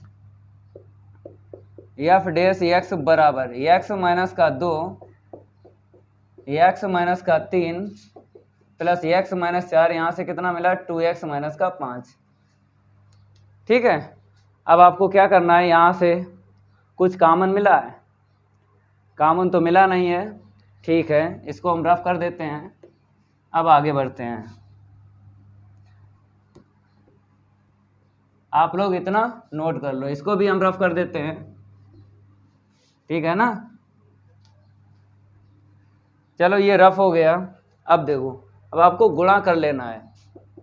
यहाँ पर इंक थोड़ी सी फैल गई, चलो भाई ये भी ठीक हो गया। ठीक है, गुणा करेंगे एक्स स्क्वायर माइनस का 3x माइनस का 2x माइनस का 5x माइनस माइनस प्लस का 6। वहाँ पे आ जाओ, यहाँ पे कितना मिलेगा 2x स्क्वायर मिलेगा, यहाँ पे माइनस का 5x माइनस का 8x तो माइनस का 13x प्लस का 20 मिलेगा, 4 पंचे 20। ठीक है, आगे देखो। अब आपको क्या करना है, एक्स स्क्वायर देखना है। यहाँ पे 2x स्क्वायर, यहाँ पे एक्स स्क्वायर कितना हो गया 3x स्क्वायर, 13 और 5 18x। ठीक है, अब अचर पद देखो 20 और 6 क्या हो जाएगा 26। ये आ गया है एफ डैश एक्स। ठीक है, अब दैट इज, फिर एक बार लिखना है एफ डैश सी बराबर एफ बी माइनस का F A upon V minus A. यही है एफ डैश सी, यहीं से निकालो, कुछ नहीं करना है। ये आपको दिख रहा है एक्स, यहाँ पे क्या है सी, सी रख दो एक्स के स्थान पर। केवल और केवल आपको चर चेंज करना है, अचर चेंज नहीं होता है। 3c स्क्वायर माइनस का 18c प्लस का 26 v है। यहाँ पे देखो हमने पहले ही बताया था अंतराल में ये b होता है बड़ा मान, छोटा मान a होता है। तो 5 b का मान है, a का मान 2 है, बटे में 5 माइनस का 2। ठीक है, इतना नोट करो। अब यहाँ से हम फिर इसको हल करेंगे, नोट करते रहा करो। ठीक है, चलो आगे बढ़ते हैं। यहाँ पे देखो, इसको तो ऐसे ही लिखो, 18c² माइनस का 3c² माइनस का 18c प्लस का 26 बराबर में f5 का मान यहाँ से निकालो, जहाँ जहाँ x है 5 रख दो। तो 5 माइनस का 2 पहले ब्रैकेट में, 5 माइनस का 3 दूसरे ब्रैकेट में, 5 माइनस का 4 तीसरे ब्रैकेट में, ठीक है, माइनस। अब यहाँ पे देखो f2 है, इसका भी मान यहीं से निकलेगा। तो मेरे प्यारे बच्चों यहाँ पे 2 है, तो यहाँ पे 2 माइनस 2 आ जाएगा, मतलब आंसर शीट 0 बता देगा। अगर लिखना चाहते हो लिख लो, 2 माइनस 3 2 माइनस 4 बटे में कितना है, बटे में 3 है, ठीक है। 3c² माइनस का 18c प्लस का 26। अब देखो यहाँ पे कितना मिला आपको, 3 मिला, यहाँ से कितना मिला, 2 मिला, यहाँ से कितना मिला, 1 मिला।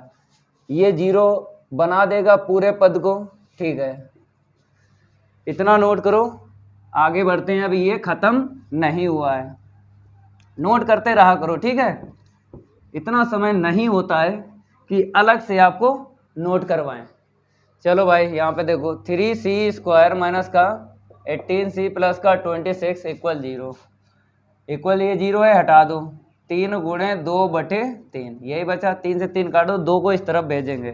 तो 3c² माइनस का 18c प्लस का 26 इक्वल 2 है, पक्षांतर करके इस तरफ लाएंगे बराबर 0। तो 3c² माइनस का 18c प्लस का 24 इक्वल 0।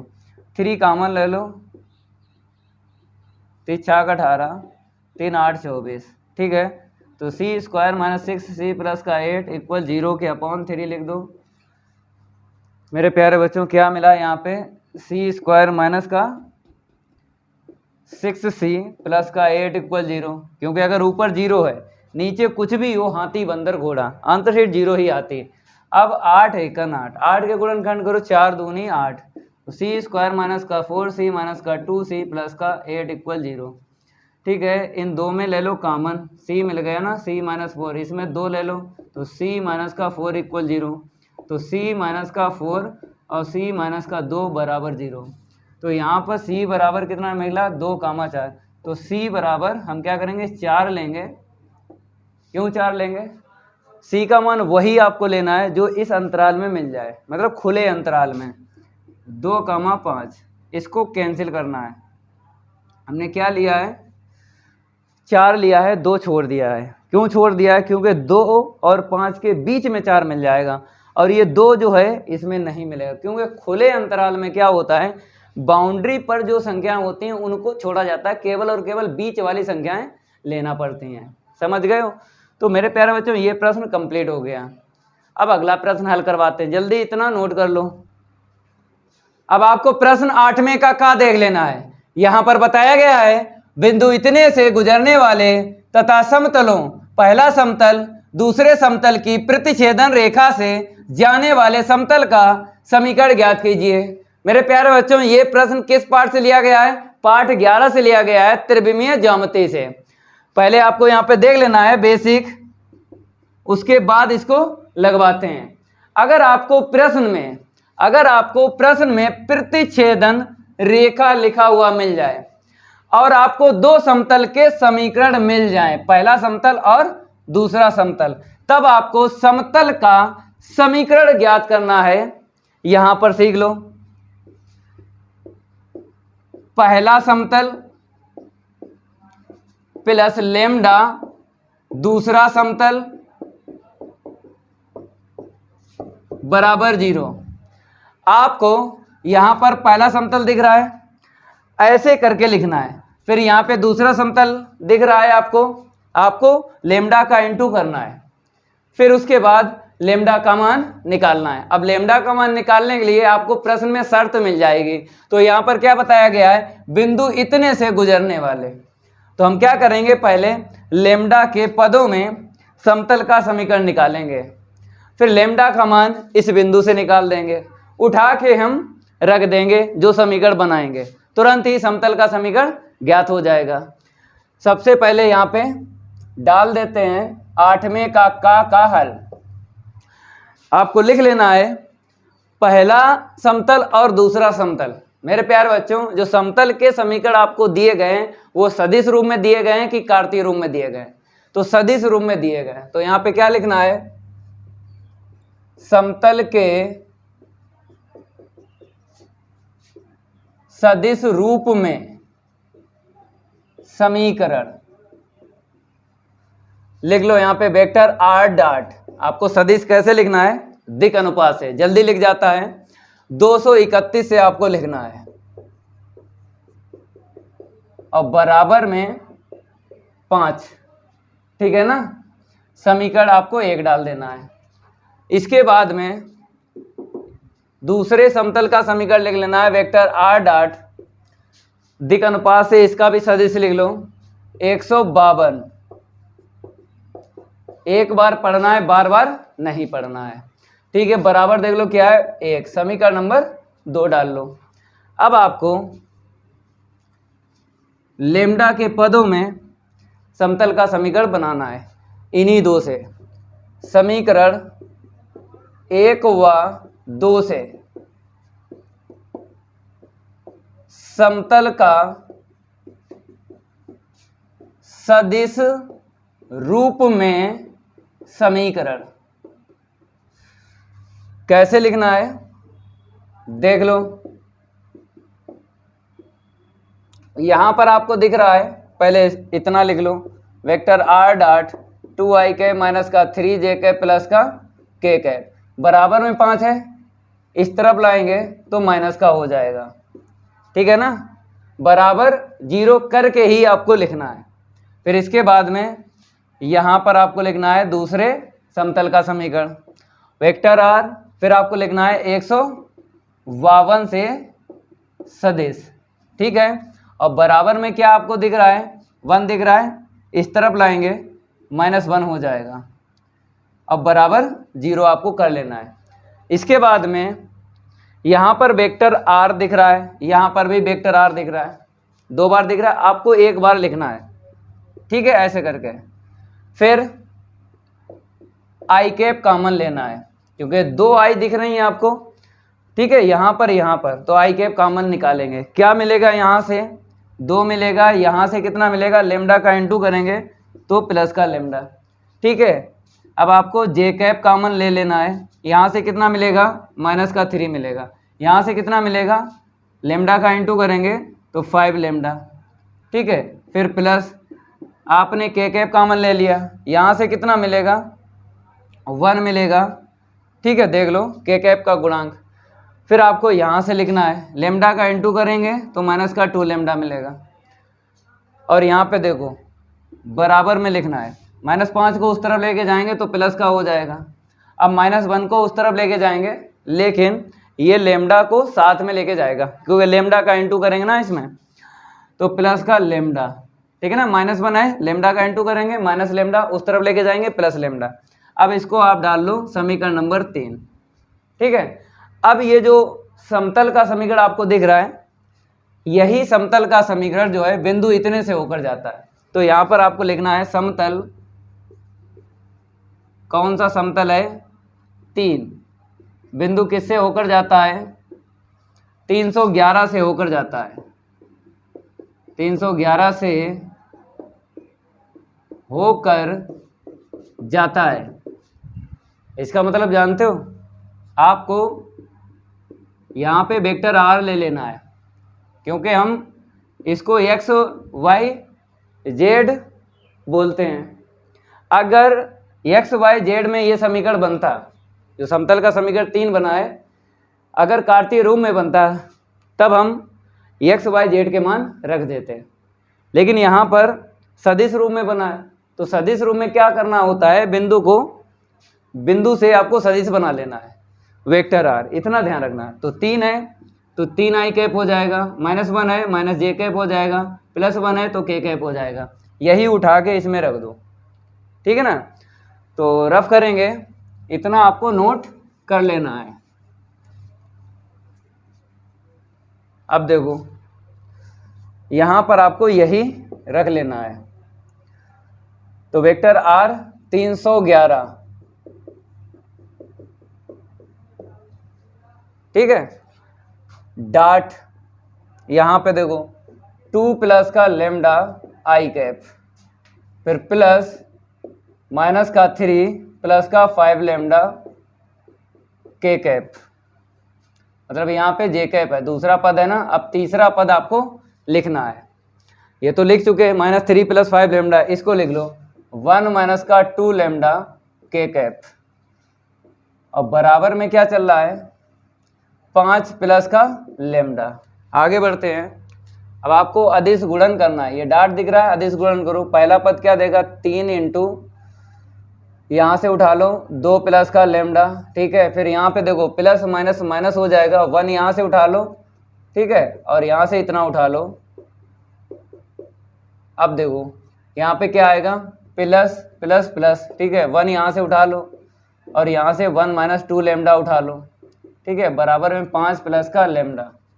अब यहाँ से आपको लेमडा का मान निकालना है, इसको हम रफ कर देते हैं।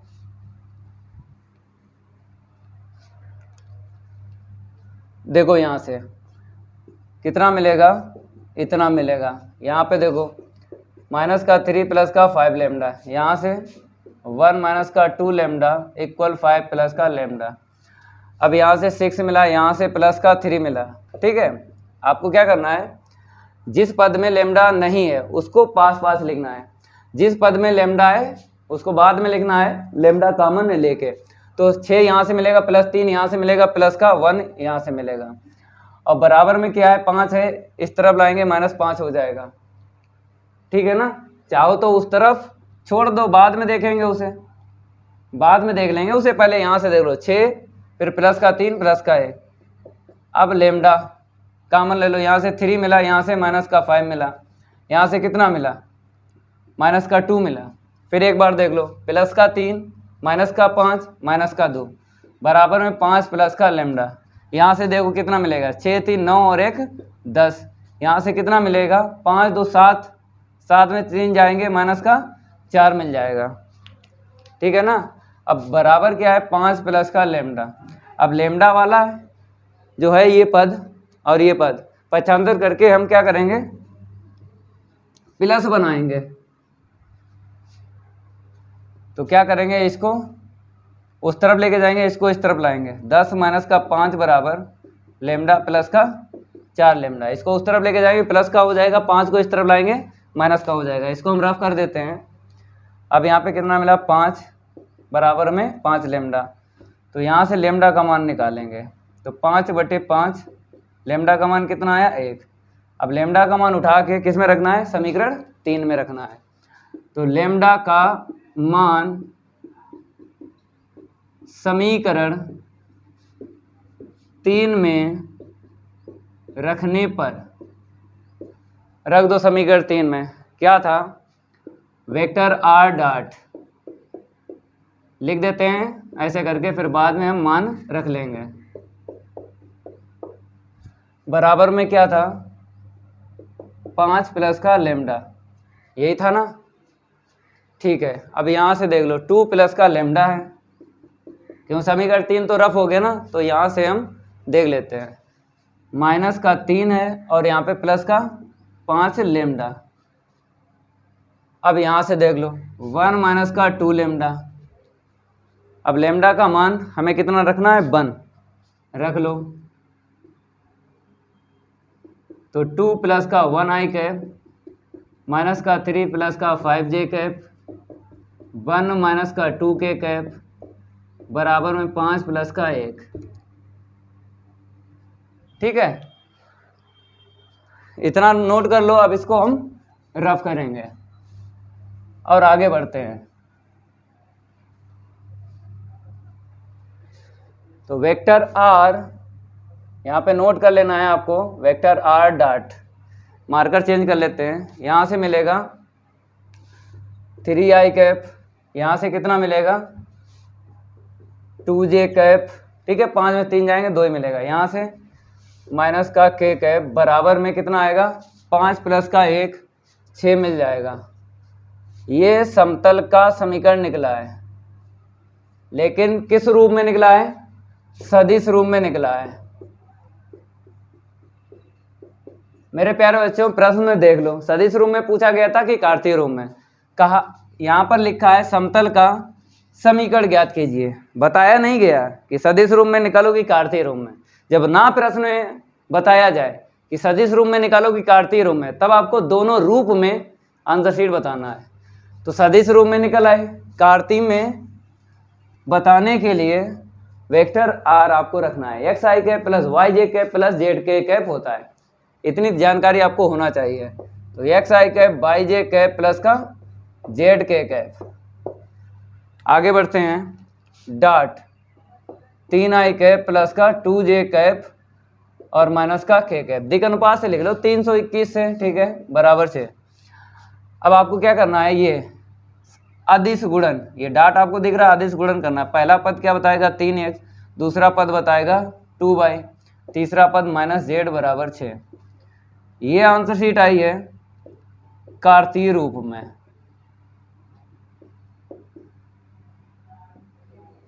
ठीक है, ये तो कंप्लीट हो गया 8वें का। अगला जो प्रश्न है, यहां पर बताया गया है रेखाओं, पहली रेखा का समीकरण है, फिर दूसरी रेखा का समीकरण बताया गया है। दो रेखाओं के मध्य न्यूनतम दूरी ज्ञात कीजिए। तो मेरे प्यारे बच्चों होमवर्क डाल देते हैं, इसको आप लोग कर लेना, क्योंकि 2020 के जब सातों सेट कंप्लीट करवाए और 2019 के जब सातों सेट कंप्लीट करवाए, तब इस प्रकार का प्रश्न हो चुका है। तो आप लोग इसको कर लेना, ठीक है। 8 हो गया, एक और प्रश्न बचा है, उसको भी करवाते हैं, जल्दी इसको नोट कर लो।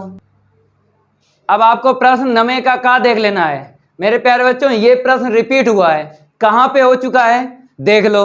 2020 का पहला सेट है, सेट कोड है 324 एक से। प्रश्न बताया गया है 5वें का खा, तो ये रिपीट प्रश्न हुआ है, आप लोग इसका गर्दा उड़ा देना है। तो ठीक है ना, हो जाएगा। अगला प्रश्न देख लो, यहाँ पर बताया गया है यदि sine inverse x plus sine inverse y plus sine inverse z बराबर पाई, तो सिद्ध कीजिए कि इतना बराबर इतना। सबसे पहले आपको यहाँ पे यहां से यहां तक दिया है, क्योंकि यहाँ पे क्या लिखा है यदि, यदि का मतलब क्या होता है दिया है, ठीक है। यहाँ पे डाल लो कौन सा प्रश्न है, 9 का खा और उसका हल, ठीक है। लिख लो भैया, दिया गया समीकरण, क्योंकि बराबर है तो समीकरण ही बोलेंगे। साइन इनवर्स एक्स प्लस का साइन इनवर्स वाई प्लस का साइन इनवर्स जेड बराबर पाई, यही है ना। समीकरण 1 डाल लो। हम क्या करेंगे,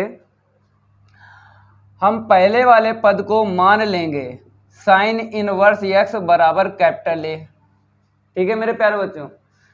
आपको क्या करना है, एक्स का मान निकालना है, क्योंकि जब हमने पार्ट 2 के फार्मूले करवाए आपको, तब हमने यही बताया था कि आपको कुछ नहीं करना होता है, कि अगर फार्मूला एक चर का आपको दिख रहा है तब आपको थीटा मानना होता है, यही बताया था। अगर फार्मूला 2 चरों में, तब आपको ए और बी मानना है।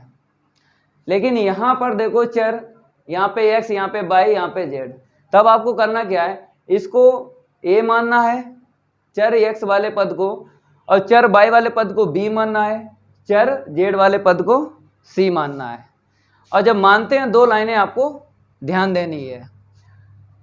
साइन इनवर्स एक्स बराबर ए माना, तो एक्स बराबर क्या निकलेगा, साइन ए निकलेगा, ठीक है ना। इसको उस तरफ लेके जाएंगे तो इनवर्स हट जाता है, इतनी जानकारी आपको है।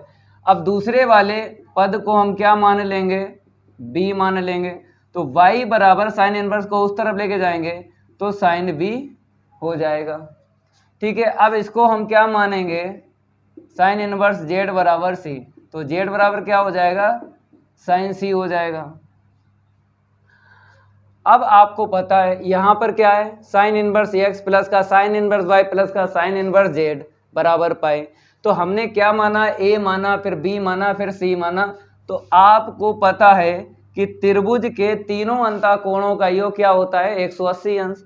तो समीकरण 1 से यहाँ पर रख दो ए, समीकरण 1 में ही रख रहे हैं, यहाँ पे बी रख दो, और यहाँ से उठा के यहाँ पे सी रख दो बराबर पाई। समीकरण नंबर 2 डालो।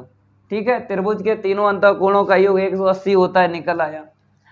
इसके बाद में आपको क्या करना है, LHS ले लेना है।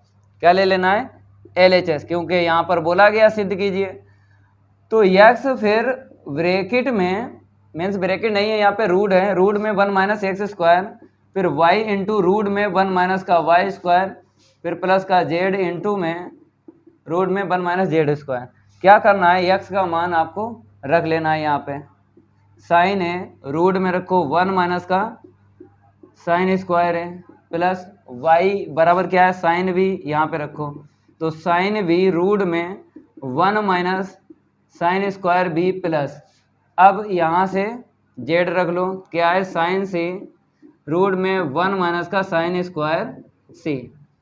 तो आपको दिख रहा होगा रूट में यहाँ पर फार्मूला 1 माइनस साइन स्क्वायर ए क्या होता है, कॉस स्क्वायर ए। ठीक है, लिख लो यहाँ पे कॉस स्क्वायर ए हर एक पद में, क्योंकि आपको पता है पहले पद में कैलकुलेशन जैसी होगी वैसी ही दूसरे पद में और तीसरे पद में होगी, क्योंकि एक जैसे नज़र आ रहे हैं। तो यहाँ पर भी कॉस स्क्वायर बी लिख देना है, और तीसरे वाले पद में भी आपको क्या करना है, कॉस स्क्वायर सी कर लेना है। अब आपको पता है स्क्वायर से रूट कैंसिल हो जाता है, मीन्स हट जाता है, तो यहाँ पे आएगा इतना। फिर देखो साइन बी और यहाँ पे आएगा कॉस बी, और तीसरे वाले पद में देख लो साइन सी, यहाँ से निकलेगा बाहर कॉस सी। तो यहाँ पर पहले वाले पद में, दूसरे वाले पद में और तीसरे वाले पद में फार्मूला आपको दिख रहा है। कौन सा दिख रहा है, देखो 2 साइन थीटा इंटू में कॉस थीटा बराबर होता है साइन 2 थीटा। हर एक पद में ये फार्मूला दिख रहा है, क्योंकि कोण जो है एक जैसा है। एक जैसा जब कोण होता है तो ये फार्मूला यूज होता है। तो यहाँ पर ए, यहाँ पर ए, यहाँ पर बी, यहाँ पर बी, यहाँ पर सी, यहाँ पर सी, तो कहने मतलब है कोण समान है, यहाँ पर भी है, यहाँ पर भी है, तो यहाँ पर 2 नहीं है। कहने मतलब है ये आपको जो 2 दिख रहा है, ये वाला 2 ना तो इस पद में, ना इसमें, ना इसमें, तो आपको करना क्या है, 2 का गुणा 2 का भाग करना है। तो थोड़ा सा हम रफ करेंगे, इसको हम रफ कर देते हैं, इतना आपको नोट कर लेना है और आगे बढ़ते हैं। ठीक है ना, जल्दी जल्दी नोट कर लो भाई, ये लास्ट है प्रश्न, सेट जो है 3 कंप्लीट हो जाएगा। चलो भाई, हमने क्या किया, 2 का भाग लगा दिया, 2 का गुणा कर दिया, तीनों पदों में गुणा करना है और बाहर में आपको भाग दिखाना है।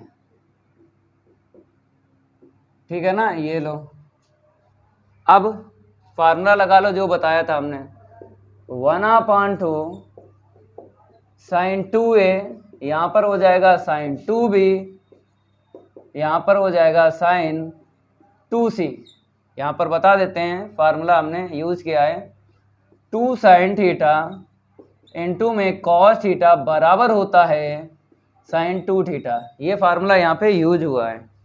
अब यहाँ पर आपको दिख रहा होगा, अगर 2 पद लेके चले तो साइन सी साइन डी फार्मूला बन रहा है।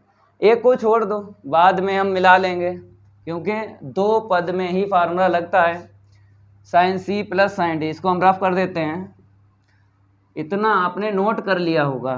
ठीक है, साइन सी और साइन डी का लगाएंगे फार्मूला। ये LHS चल रहा है मेरे प्यारे बच्चों, क्या चल रहा है, LHS चल रहा है, लगाओ sine c plus sine d, क्या होता है 2 sine c plus D/2 into में कॉस सी माइनस D/2। वहाँ पर भी हम थोड़ा सा रफ करेंगे,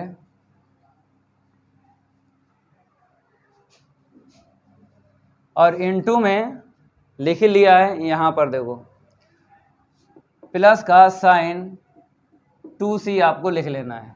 हमने इसमें लगा लिया फार्मूला, आपकी मर्जी, चाहे पहला पद ले लो, चाहे तीसरा पद ले लो, लगा दो फार्मूला, चाहे लास्ट वाले 2 पद ले लो। 2 पद पकड़ना है 3 पद में से और फार्मूला लगा देना है। अगर आपको याद ना हो तो हम यहाँ पे लिख देते हैं sine c plus sine d होता है बराबर 2 sine c plus d upon 2 into में cos c minus d upon 2। ये फार्मूला हमने यूज किया है, याद होगा, ना याद हो तो याद कर लेना। ठीक है, आगे बढ़ते हैं। ये LHS ही लेके चल रहे हैं, ठीक है। तो मेरे प्यारे बच्चों 1/2 और यहाँ पे 2 साइन, अगर हम 2 कॉमन ले लें नीचे वाला कट जाएगा, कट गया। ऐसे यहाँ पर ये कट गया, ठीक है ना। यहाँ पर साइन 3 मतलब 2C है, ठीक है। यहाँ पर A प्लस B है। हमने समीकरण 1 में क्या बताया था, त्रिभुज के तीनों अंतःकोणों का योग 180 अंश होता है। समीकरण 2 में बताया था, 1 में नहीं बताया था। तो समीकरण 2 से क्या करना है, A प्लस B का मान निकालना है, ठीक है। 1/2 2 साइन क्या हो जाएगा, पाई में से C माइनस कर लो और इंटू में कॉस A माइनस B और प्लस का साइन 2C, ठीक है ना। आगे बढ़ते हैं, नोट करते रहना है क्योंकि थोड़ा सा ये लॉन्ग है। अब देखो इसके आगे 1/2 यहाँ पर क्या हो जाएगा, साइन 180 अंश माइनस थीटा क्या होता है, साइन थीटा ही होता है, क्योंकि द्वितीय चतुर्थांश में ये कोण मिल गया। अब द्वितीय चतुर्थांश में साइन और कोसिक प्लस होते हैं, तो यहाँ पे साइन है तो ये प्लस रहेगा और इनटू में क्या चल रहा है, कॉस A माइनस B। एक बात याद रखना, समीकरण 2 का आपने यूज किया है केवल और केवल 2 कोण प्लस के हों, उसी में इसका यूज होगा, इसमें नहीं कर सकते हो, ठीक है। माइनस है, इसमें नहीं समीकरण 2 यूज कर सकते हो, ठीक है। यहाँ पर आपने यूज किया था तो आपको लिख देना था समीकरण 2 से। जैसे अगर किसी समीकरण का आपने यूज किया तो उस लाइन के सामने लिख दो। तो आपने A प्लस B के स्थान में पाई माइनस C रखा था तो सामने लिख दो, समीकरण 2 से हमने ऐसा किया था। अब यहाँ पे आ जाओ, यहाँ पर जो चल रहा है वही सीख लो। यहाँ पर फार्मूला हम यूज कर लेंगे और हमें कॉमन मिल जाएगा 2 साइन से। कौन सा, साइन 2 थीटा का लगा लो, 2 साइन थीटा इंटू में कॉस थीटा, ठीक है। कॉमन ले लो, क्या मिला, यहाँ से 2 साइन सी, यहाँ से 2 साइन सी ले लो कॉमन। अब ब्रैकेट में क्या मिला, कॉस A माइनस B और कॉस C, ठीक है। तो मेरे प्यारे बच्चों 2 से 2 कट गया। अब यहाँ पे C आ गया, कहने मतलब है C का मतलब है हमको Z मिल गया, क्योंकि साइन C बराबर Z या Z बराबर साइन C, तो Z तो आ जाएगा। ऐसे ही ब्रैकेट से आपको क्या निकालना है, साइन A और साइन B निकालना है। तो यहाँ पर A भी है, यहाँ पर नहीं है, तो फिर समीकरण 2 का यूज करके C का मान निकाल लो A B में, इतना ध्यान रखना है, ठीक है। तो यहाँ पर साइन C आ गया, इसको तो हम चेंज नहीं कर सकते क्योंकि नेगेटिव है। यहाँ पर कॉस पाई में से A प्लस B घटा दो, ठीक है ना। और यहाँ पे बता दो कि समीकरण हमने 2 का यूज करके इतना लिखा है। चलो भाई आगे बढ़ते हैं, ये सब आपको नोट कर लेना है, ठीक है, क्योंकि बाद में आपको एक बार जरूर इसको रिपीट कर लेना है। अब इसको तो ऐसा ही रहने दो, यहाँ पे देखो कॉस 180 अंश माइनस थीटा, तो ये तो माइनस का रहेगा कॉस, क्योंकि साइन और कॉसिक प्लस रहते हैं, कॉस या टेन या कॉट ये माइनस रहते हैं, ठीक है ना। अब यहाँ पर फार्मूला लगा लो, cos C minus cos D का लगा लो, या फार्मूला होता है 2 sine A into sine B। देखो हम आपको बताते हैं, यहाँ पे हमने क्या किया, डायरेक्ट फार्मूला होता है 2 साइन A इंटू में साइन बी। मेरे प्यारे बच्चों, इसके बराबर इतना होता है, देख लो यहाँ पे लिख भी देते हैं, 2 साइन ए इंटू में साइन बी बराबर होता है cos A minus B plus का कॉस, उसको हम रफ कर देते हैं, कॉस बीच में आपको माइनस करना है, ठीक है। ये मेरे प्यारे बच्चों डायरेक्ट होता है फार्मूला। कितने होते हैं? 4 होते हैं, 4, जिनमें से एक मिला है। 2 साइन ए इंटू साइन बी बराबर होता है cos A minus B minus cos A plus B. ये हमने यूज किया फार्मूला, लेकिन हम आपको और भी बता देते हैं अगर आपको याद ना हो। 2 साइन ए इंटू कॉस बी होता है बराबर साइन ए प्लस बी प्लस साइन ए माइनस बी, ठीक है। दूसरा formula they low, 2 cos A into में साइन बी होता है बराबर साइन ए प्लस बी माइनस का साइन ए माइनस बी। अब तीसरा फार्मूला देख लो, यहाँ पे दिखा देते हैं, 2 cos A into cos B होता है बराबर cos A plus B plus cos A minus B. तो टोटल कितने फार्मूले हैं? 4 हैं, एक ही है। तो याद आप लोग कर लेना, ठीक है। इसको हम रफ कर देते हैं। ये सारे के सारे फार्मूले आपने 10th में याद किए थे, कोई दिक्कत नहीं आएगी। फर्स्ट ईयर में भी आपने त्रिकोणमिति पढ़ी है, 10th में भी पढ़ी है भाई, कोई दिक्कत तो नहीं आएगी। तो आपको सही से यहाँ पे लिख लेना है, ए पहले लिखना है, फिर बी वाले को बाद में लिखना है, फिर सी वाले को सबसे लास्ट में। अब आपको रख लेना है मान, x बराबर क्या था? साइन ए, तो हमने लिख लिया है 2x, साइन बी के बराबर क्या था? y, साइन सी के बराबर क्या था? z, जो हम पहले रफ कर चुके हैं, ठीक है ना। ये आ गई आंसर शीट।